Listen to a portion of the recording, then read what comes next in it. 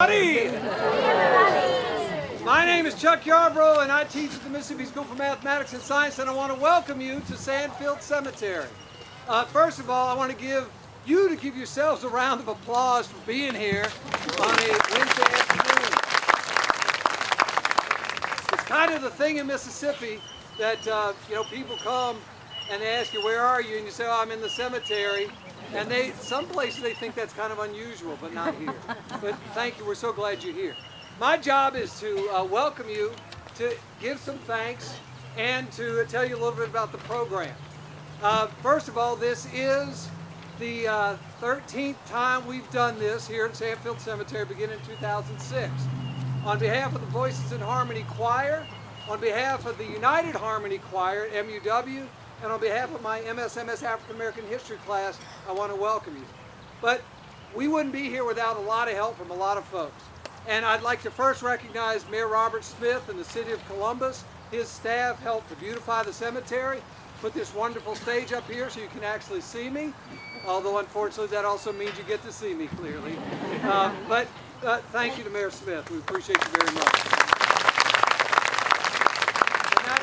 Greg Lewis and the Columbus Recreation Authority, and Casey Bush and his staff for cleaning up the space.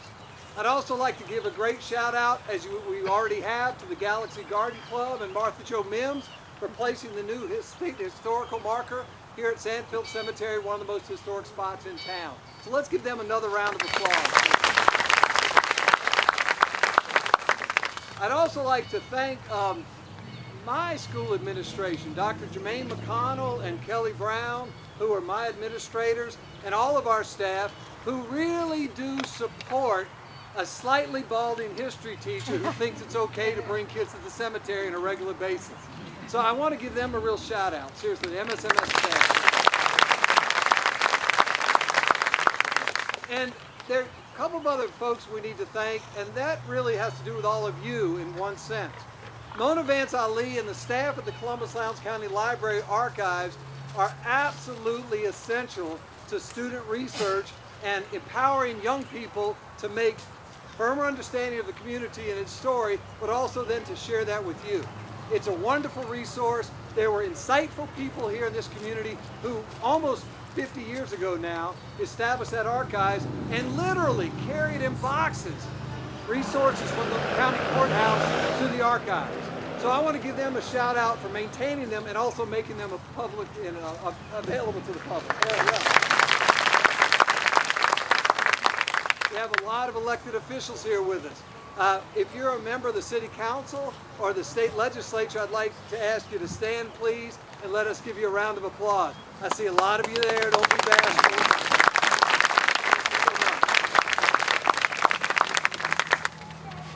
And a couple of other folks to thank. I promise this won't last forever, okay? Although it's starting to sound like it. Nancy Carpenter and Visit Columbus. Nancy was encouraging of programs like this from the beginning. Appreciate her contribution a lot. Mississippi State University's History Department, Dr. Alan Marcus, who's back over here. Also, the Mississippi University for Women. They house our school and are now sharing with us some talented MUW students, and President Nora Miller is here with us today. So let's give all of them a round of applause. But and this is the part you probably really ought to listen to. Okay? We're here today because the 8th of May is a significant day for this community's history. On the 8th of May in 1865, Union troops arrived in Columbus. And when Union troops arrived in any location, that is effectively when enslavement ended. And the Emancipation Proclamation had gone into effect on January 1st, 1863, but freedom wasn't a reality. Freedom did become a possibility, really, a hope, until the federal presence arrived. And that happened here on May 8th, 1865. And we know that that was a day of celebration, as you're about to hear, because a white guy, a Freedmen's Bureau teacher, a Quaker from Indiana named Cyrus Green, wrote about it. And you're going to hear from a student telling you his story in just a few moments.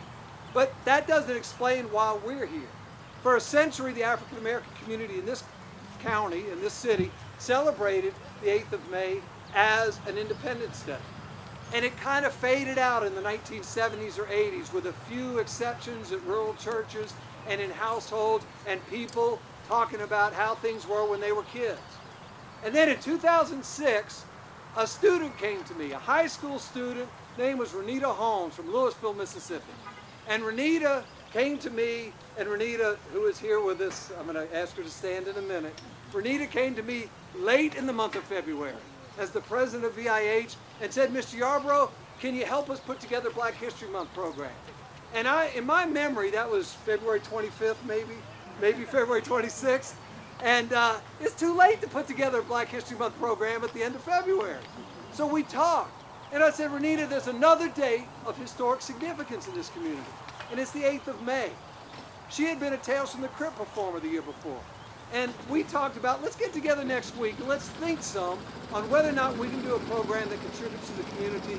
And Renita came back the next week, sat down, recruited all of the students the next year, and I really was the nerdy teacher who knew some stuff but couldn't really present it to the community.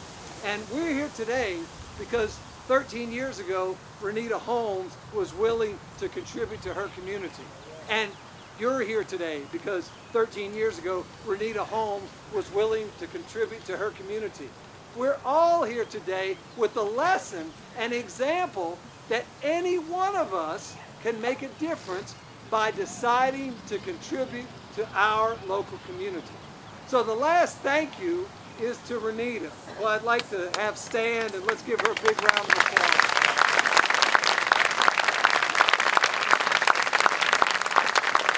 Now, without further ado, I'd like to introduce and welcome to the stage the MSMS Voices in Harmony Choir, the MUW United Harmony Choir, and a collection of MSMS students in my African American History class, or who've been recruited by those students in my African American History class.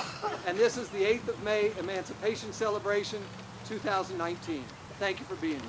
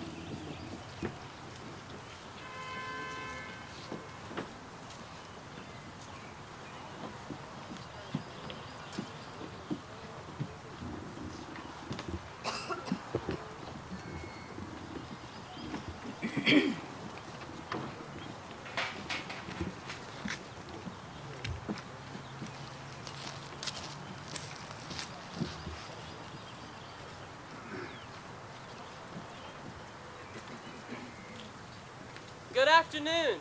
Good afternoon. My name is Cyrus Green, and I'm a Quaker from Indiana who came down to Columbus, Mississippi early in 1866 to teach with the Freedmen's Bureau. I kept a diary, and as we begin our celebration today, I would like to share with you all some of what impressed me about the freedmen and freedwomen I had met while I was here. I did not fully realize the violence I would come to witness, nor the courage I would see in response.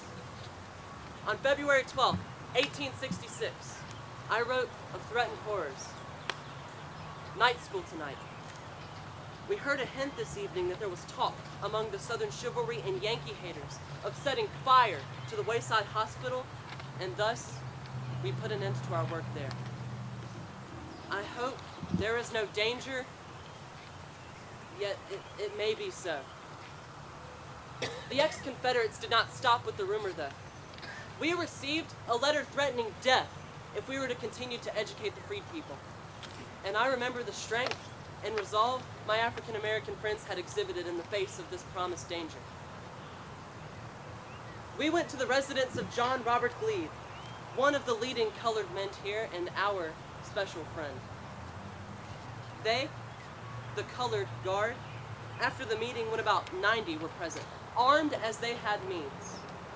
They stationed guards at the corners and at the schoolhouse, and a heavy guard slept in the hall of our house while one or two trod their feet before the door. I suppose I shouldn't be surprised that these men were willing to fight for their rights. After all, in every American war, African Americans have served valiantly for our country. In fact, according to the National Archives, 8 black Union soldiers were buried here in Sandfield Cemetery. Later in 1867, their bodies were disinterred and moved to Corinth National Cemetery, and around the same time, 32 white Union soldiers were moved from Friendship Cemetery in Columbus to Corinth. In the face of these dangers and threats, and in the wake of a race massacre that had occurred days prior in Memphis, Tennessee, the local freed people instituted the celebration which we are now commemorating on May 8, 1866. As I recorded in my diary, a year prior, on May 8, 1865, federal troops had arrived in Columbus and liberated the slaves from their masters. And the next year, those people had thrown a party. This is what I recorded in my diary about the first historic 8th of May celebration.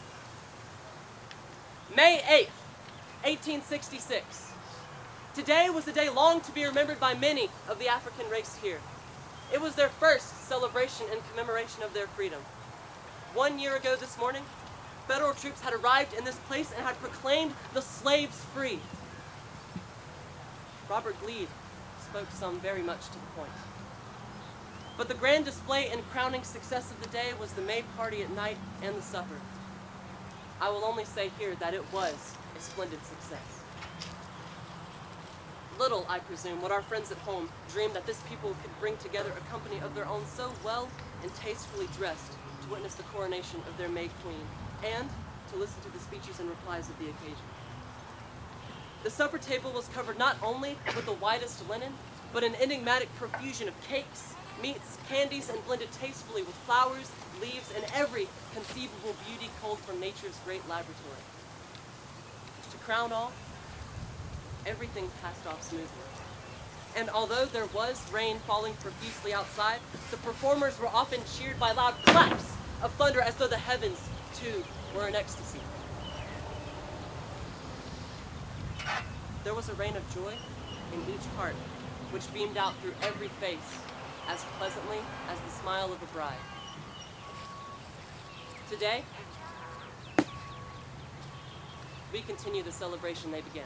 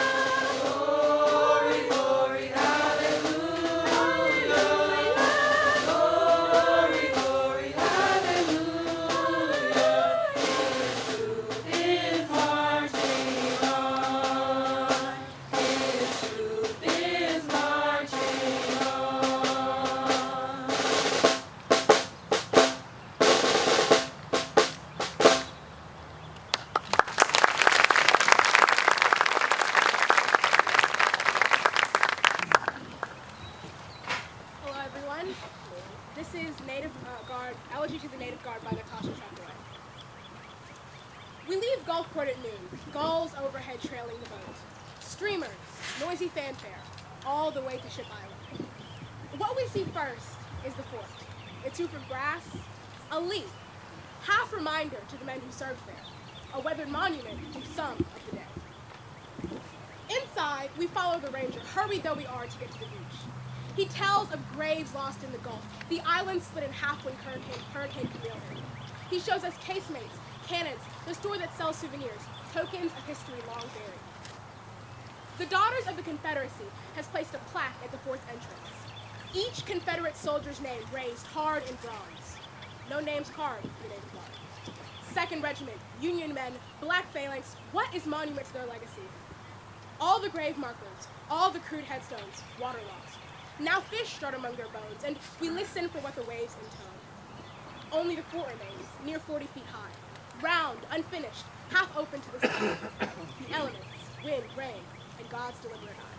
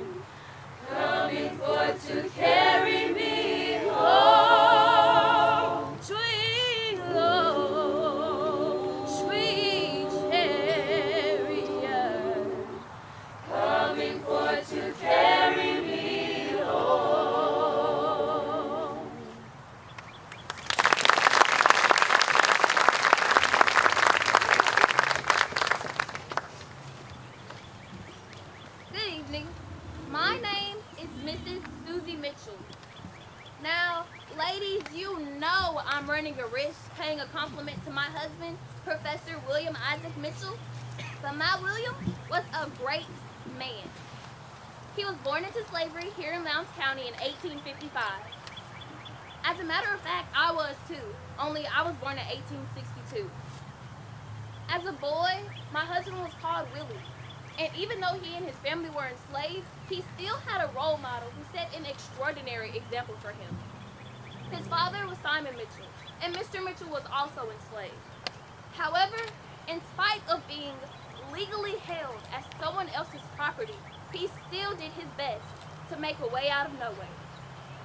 Mr. Mitchell was involved in the Black Baptist Church and served as a deacon there as early as the 1850s, during slavery time. That congregation met within the First Baptist Church, but once freedom came at the end of the Civil War, Mr. Mitchell and the rest of the congregation came together to form their own independent church, the Missionary Union Baptist Church.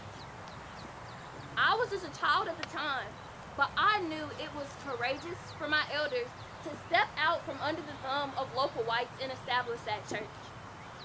And Mr. Mitchell was right there on the deacon board when they did it. He also became the first African-American Justice of the Peace here in the early years of Reconstruction. Mr. Mitchell surely set a good example for my William to follow. As a young man, William attended Alcorn A&M College. He was a student there while the great Hiram Revels was the president of the college. Of course, President Revels went on to become United States Senator Hiram Revels, the first African-American member of the United States Senate. I suppose a part of William's greatness came from the inspiration he took from men like his father and Senator Revels. In any case, William graduated from Alcorn in 1874 and returned to Columbus. By the early 1880s, he became the first African-American principal of the first African-American school here in Columbus, the Union Academy. That school grew from the Freedmen's Bureau, established here by 1866. Now, some of you mistakenly believe that only men like William helped shape this community, but let me let y'all in on a little secret. Behind every strong man, there is an equally, if not stronger, woman. In 1885, William had a dedicated group of female teachers who were committed to improving the prospects of our youth by providing them with an outstanding education. They were Miss Rabb, Miss Bleed, Miss Dunlap, Miss Armstrong, Miss Fernandez, Miss Gilmer, and Mrs. Middlebrook. William's commitment to education lasted until his death in 1916, and our local community named the Mitchell Memorial School in his honor. Now, you may not know this, but my William was also an active business leader here in Columbus. In 1907, he helped to found the Penny Savings Bank, the only wholly and solely African-American bank here in Columbus. Launching an independent bank at that time was no easy feat, but William and his board did just that, and William served as the bank's president. Unfortunately, the bank went out of business during the National Recession of 1913 and 1914. So, my William helped to shape this community, and our children and our grandchildren went on to do the same. And when you come back, I'll tell you about them. But I had best stop for now with this. My husband, Professor William Isaac Mitchell, was a great man. But don't you go tell him I said that.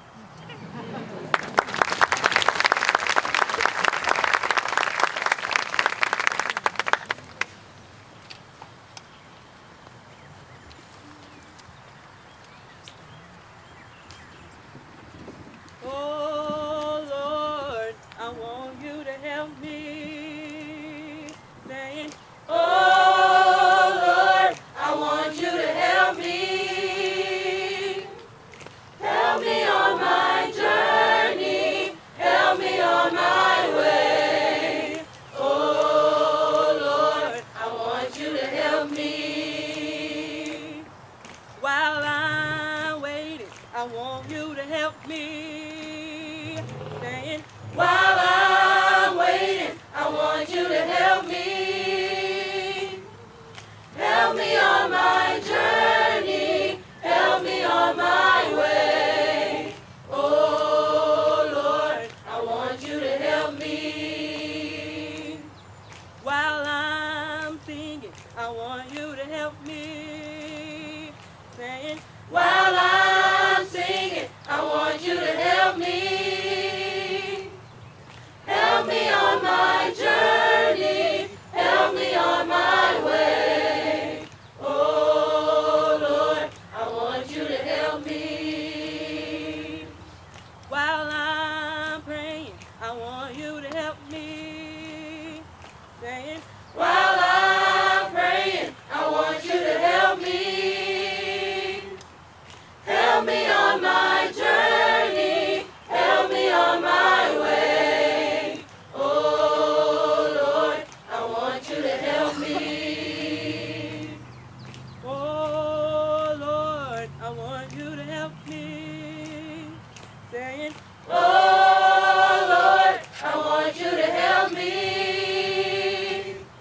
Help me on my journey. Help me on my way. Oh Lord, I want you to help me.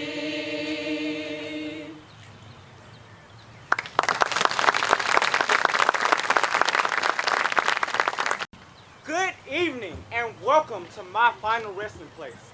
My name is Emmett Lanier, and I was born in Noxubee County on April 25th, 1893, under Reverend A.H. Lanier and his wife, Carrie.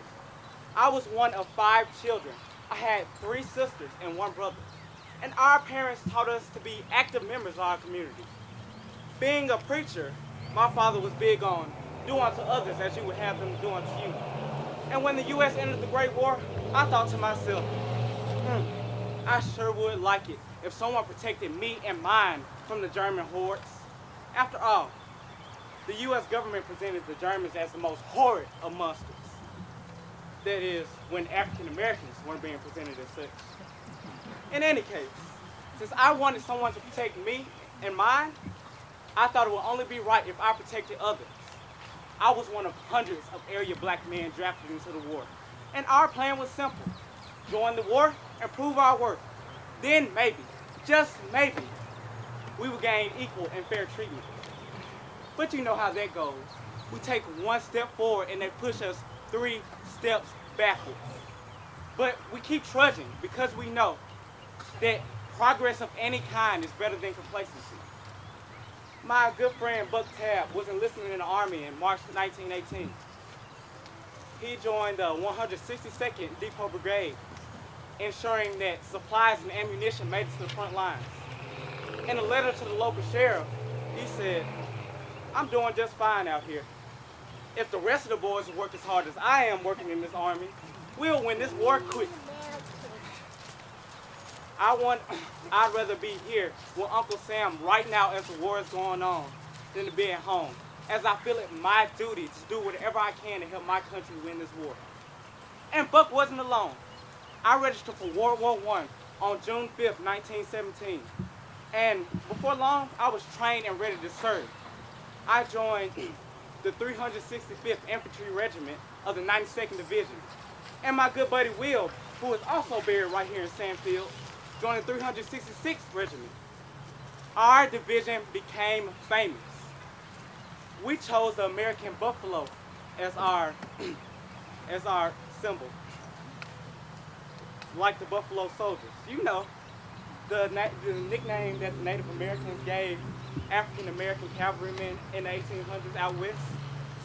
We wanted the world to know that we were not the first, nor will we be the last black men to serve our country with honor and distinction. And if I do say so myself, we serve with the utmost honor and distinction. Our division saw combat in the final days of war in November 1918. We had over 1,600 casualties. 1,500 were wounded and 120 of my comrades were killed in action. Last fall marked 100 years since we fought the Germans in those trenches. And unfortunately, back at home, many whites, especially Southerners, believe that our military service would diminish their privilege, would give us purpose. They did not respect our contributions. Senator James K. Vardaman, from right here in Mississippi, even said that drafting African American soldiers into the Army would result in arrogant, strutting representatives of the black soldiery in every community, which could jeopardize the very structure of white supremacy. People like him did not respect the fact that we black soldiers have been willing to put our lives on the line for this country. Riots and violence occurred in several towns and cities across the country in 1919, right after the war. And even in towns and cities where violence didn't occur, we still feared that it could at any given time. After fearing every day could be my last, after making it back alive, it's crazy how I came home to that exact same feeling. So, whenever I look at your world today, I realize that we've come such a long way. We may not be where we want to be, but we have to remember that our progress as a people will eventually solidify our purpose in this society. So don't stop. Don't ever stop trudging. Get yourself out of those trenches.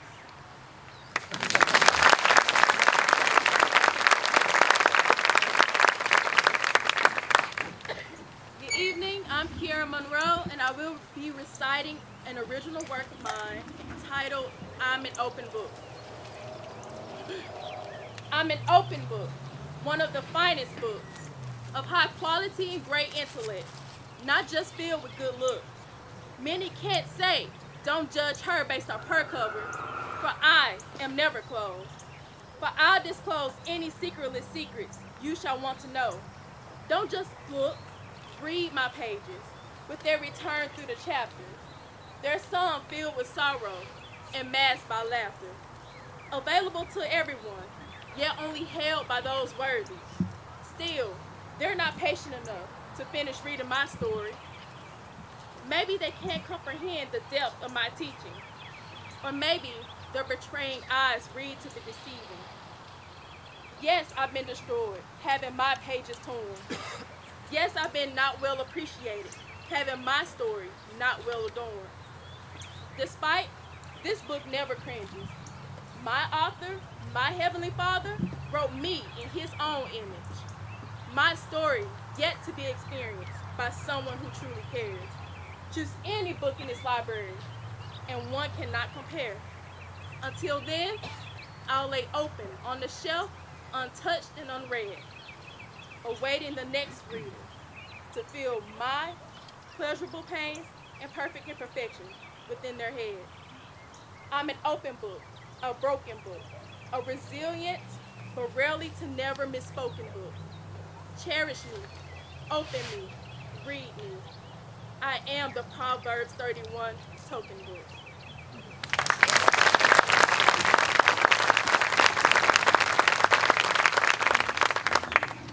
It's not just me, by me. Our hardship cannot exist in vain.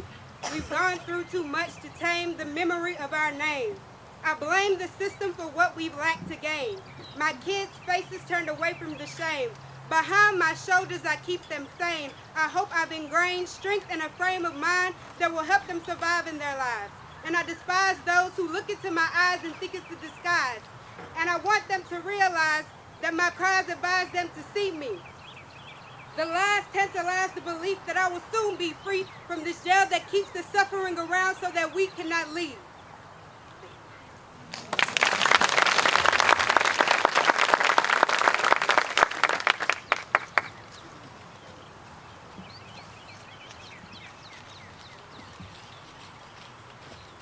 Oh, freedom. Oh, freedom. Oh, freedom over me. And before I be a slave, I'll be buried in my grave and go home to my Lord and be free. Oh, freedom. Oh, freedom. Hey. Oh, freedom. Oh, freedom over me. And before I be a slave, I'll be buried in my grave and go home to my Lord and be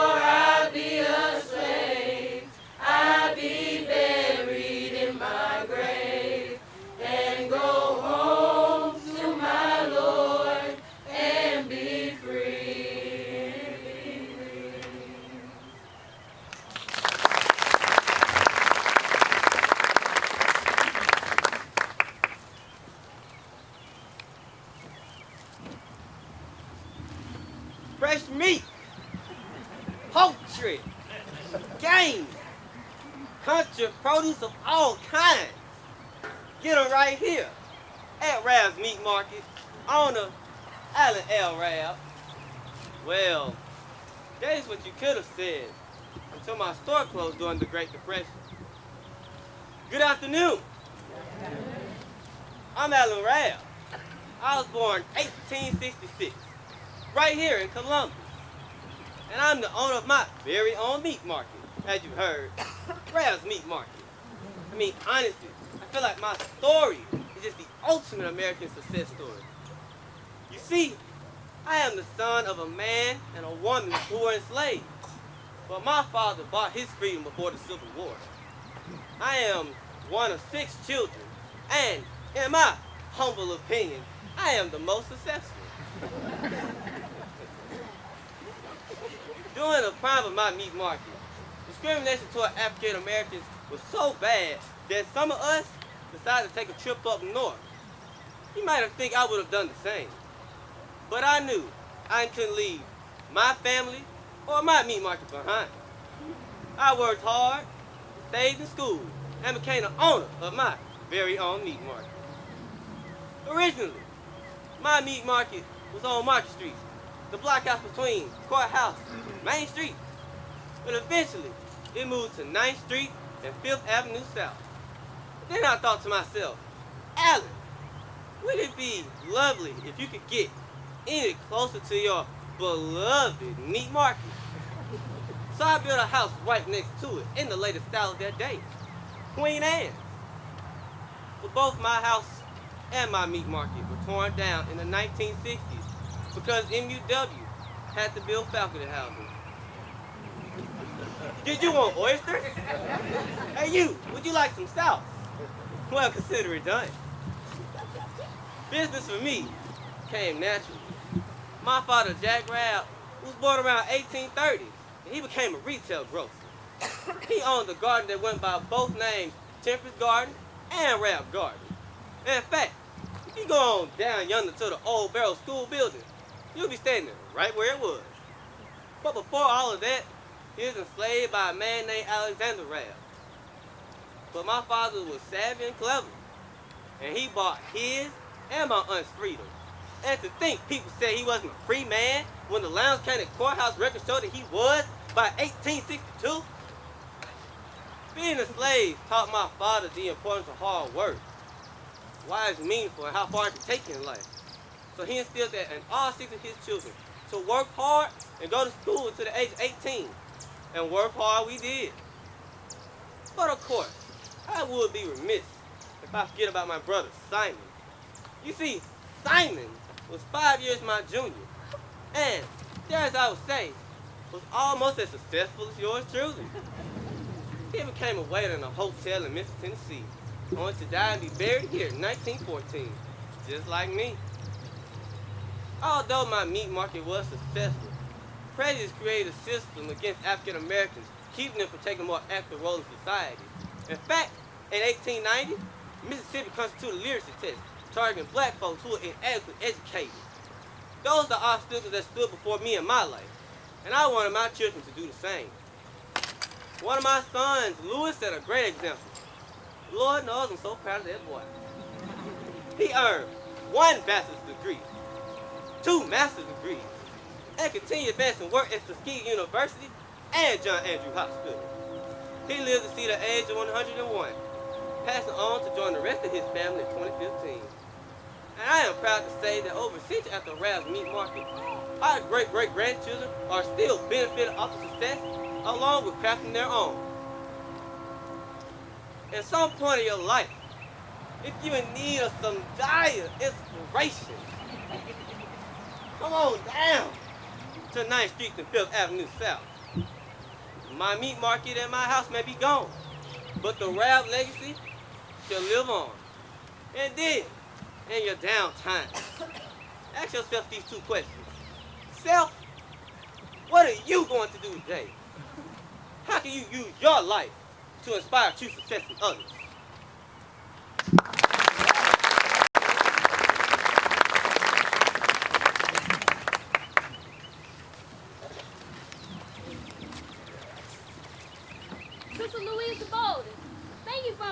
me to your church.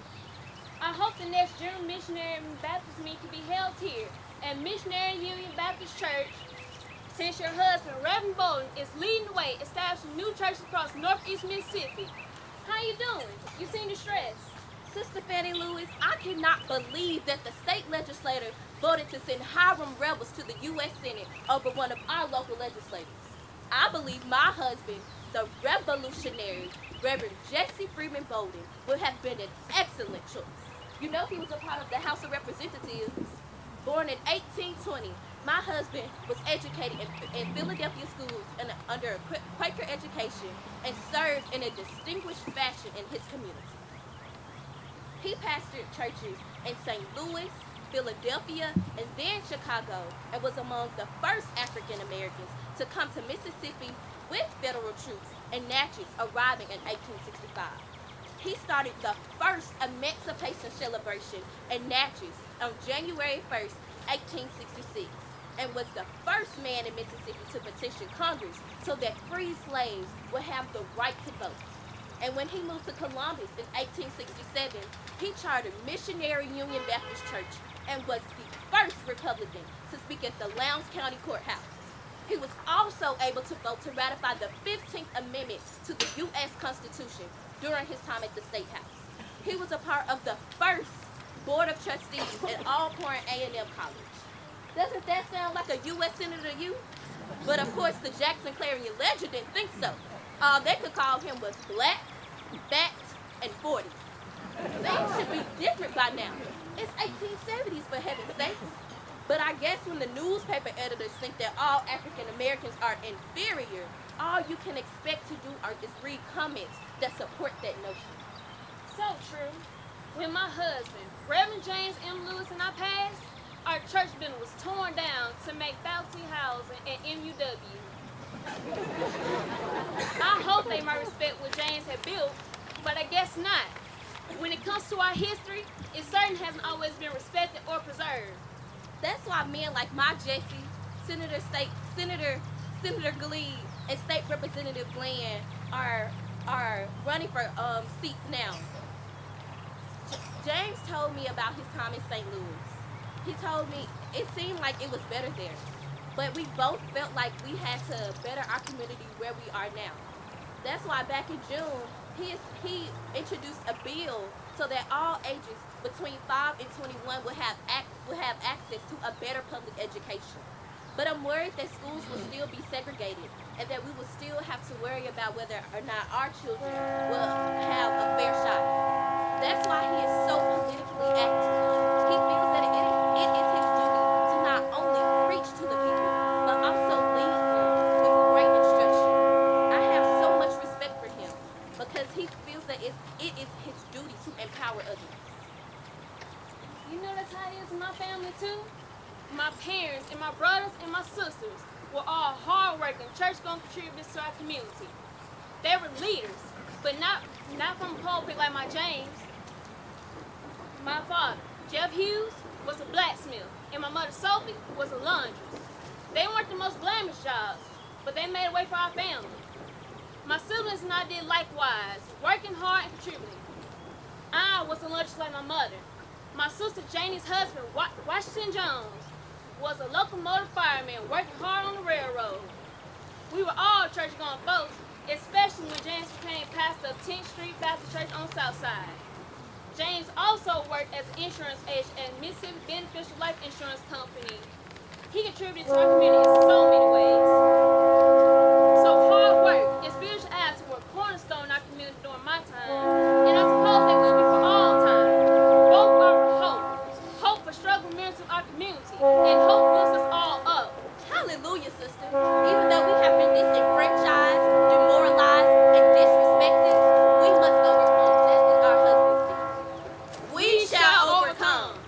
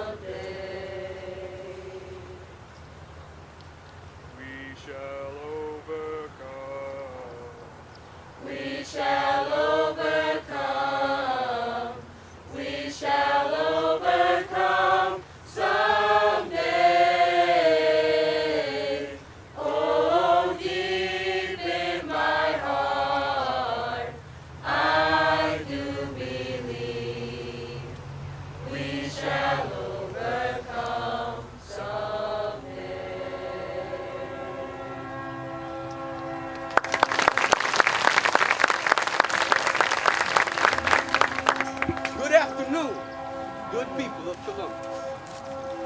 Although my experience ought to have taught me that people of Columbus aren't always so good, at least not when myself and my people are concerned. Now, I suspect most of you may know me.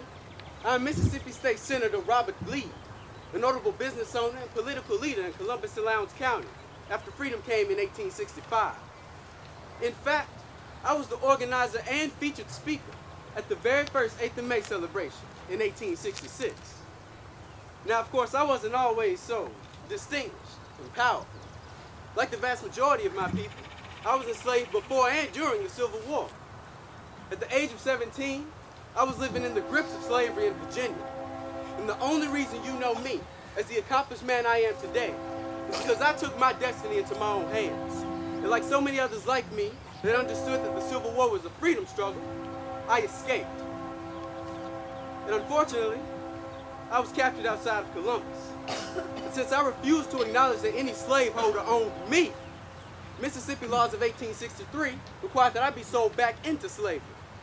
I was dragged to auction and sold to a man by the name of John Miller, whom I worked for until federal troops arrived and set me and the vast majority of this county free. Now, once free, I immediately set to work on starting my own business and helping throughout my community. In 1867, the military government appointed me to the Columbus City Council. And I was the first, and for a while, only African American holding such a high position at that time. And after that, in 1870, I was elected to the Mississippi State Senate, and I remained the only black man to represent all of Lowndes County in the Mississippi Senate. And meanwhile, my businesses back in Columbus were thriving.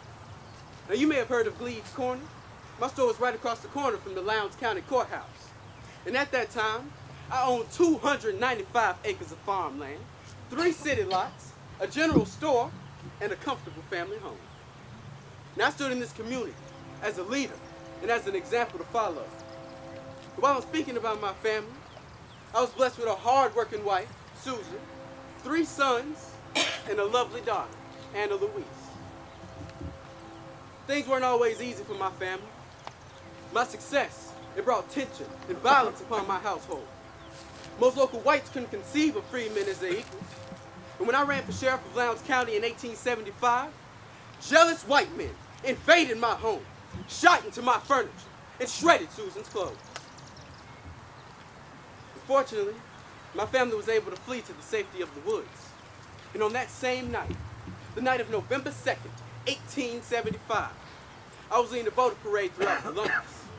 Today you might call it a get out the vote rally.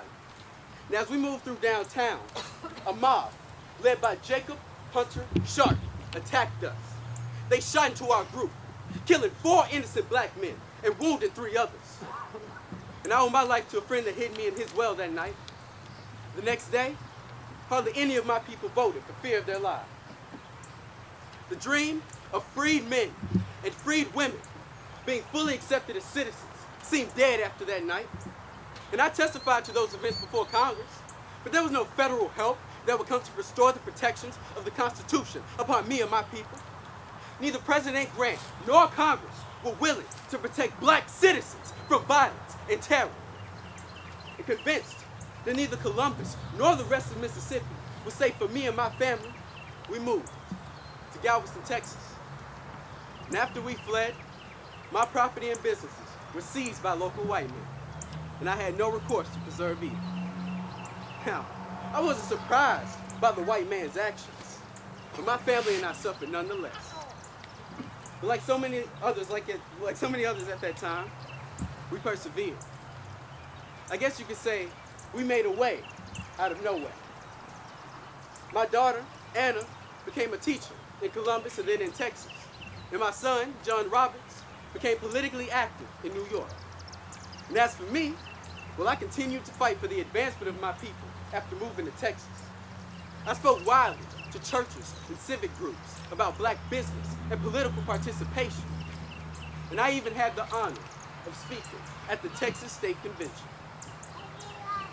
And after all that, I died in July of 1916. And I was buried back here in Columbus. Now, when my time on this earth ended over a century ago, seeing all of you here shows me I didn't struggle for nothing. And I used to tell my children that we all stand on the shoulders of someone who came before us. We had our setbacks as a country and as a people in our day, but it's clear that progress has been made. And I like to think that you folks can reach higher, even when times are tough. Because those many years ago, I offered my shoulders for you to stand on. And I hope you'll do the same for those that follow you.